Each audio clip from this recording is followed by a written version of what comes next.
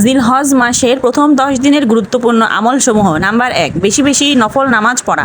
ফরজ নামাজের পাশাপাশি তাহাজ্জুদ, সালাতুদ্দুহা, ইশরাক ও অন্যান্য নফল নামাজ আদায় করা। নাম্বার 2, রোজা রাখা, বিশেষ করে 9 জিলহজ অর্থাৎ আরাফার দিনের রোজা রাখা।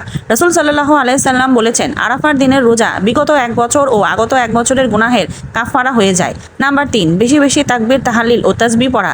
আল্লাহু আকবার, লা ইলাহা ইল্লাল্লাহ, সুবহানাল্লাহ, আলহামদুলিল্লাহ। ইবনে ওমর রাদিয়াল্লাহু আনহু থেকে বর্ণিত, রাসূল করিম সাল্লাল্লাহু আলাইহি সাল্লাম বলেছেন, এই দিনগুলোতে বেশি বেশি তাকবীর, তাহলিল ও তাহমিদ পড়ো।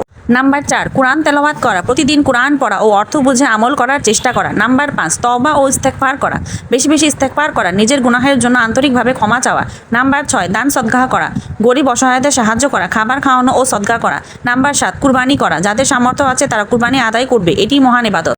নাম্বার 8, আত্মীয়তার সম্পর্ক বজায় রাখা, মা বাবার খেদমত করা, আত্মীয়দের খোঁজ নেওয়া। নাম্বার 9, এই দিনগুলো দোয়া কবুলের উত্তম সময়গুলোর একটি গুরুত্বপূর্ণ কথা, অনেকেই মনে করেন শুধু কুরবানি করাই এই 10 দিনের মূল আমল, কিন্তু আসলে নামাজ, রোজা, জিকির, কোরআন, দান, সদকা সব নেক আমলই এই দিনগুলোতে অনেক বেশি মর্যাদাপূর্ণ।